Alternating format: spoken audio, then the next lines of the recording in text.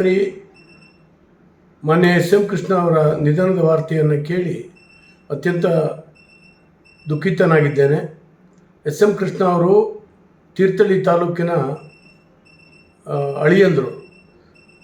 ತೀರ್ಥಹಳ್ಳಿ ತಾಲೂಕಿನ ಕುಡುಮಲ್ಗಿಯಲ್ಲಿ ಅವರ ಪತ್ನಿ ಪ್ರೇಮಕ್ಕ ಅವರು ಹುಟ್ಟಿದಂಥ ಊರದು. ಹಾಗಾಗಿ ತೀರ್ಥಹಳ್ಳಿಯ ಬಗ್ಗೆ, ವಿಶೇಷವಾಗಿ ತೀರ್ಥಹಳ್ಳಿಯ ಪ್ರತಿನಿಧಿಯಾದ ನನ್ನ ಬಗ್ಗೆ ವಿಶೇಷವಾದಂಥ ಮಮಕಾರ ಇತ್ತು. ನಾನು ಯಾವಾಗಲೂ ಅವ್ರ ಮನೆಗೆ ಹೋದಾಗ ಗೌರವಿಸ್ತಾ ಇದ್ದರು ಮತ್ತು ನಾನು ನಮ್ಮ ಕಾಮಗಾರಿಗಳನ್ನು ಆದಷ್ಟು ಮಂಜೂರು ಮಾಡಿಕೊಡ್ತಾಯಿದ್ರು.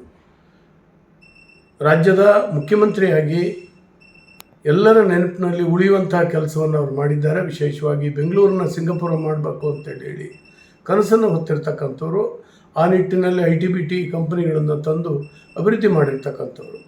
ಹಾಗೆಯೇ ಕೇಂದ್ರದಲ್ಲಿ ಕೂಡ ವಿವಿಧ ಹುದ್ದೆಯನ್ನು ಅಲಂಕರಿಸಿ ಸಜ್ಜನ ರಾಜಕಾರಣಿ ಅಂತೇಳಿ ಹೇಳಿ ಭಾಳಷ್ಟು ಜನಕ್ಕೆ ನಾವು ಕರಿತೇವೆ ರಾಜಕಾರಣದಲ್ಲಿರೋರಿಗೆ. ಆದರೆ ಉದಾಹರಣೆ ಹೇಳಬೇಕು ಅಂದರೆ ಎಸ್ ಎಂ ಕೃಷ್ಣ ಅವ್ರನ್ನೇ ಬೆರಳು ಮಾಡಿ ತೋರಿಸ್ಬೇಕಾದಂಥ ವ್ಯಕ್ತಿತ್ವ ಅವ್ರದ್ದು.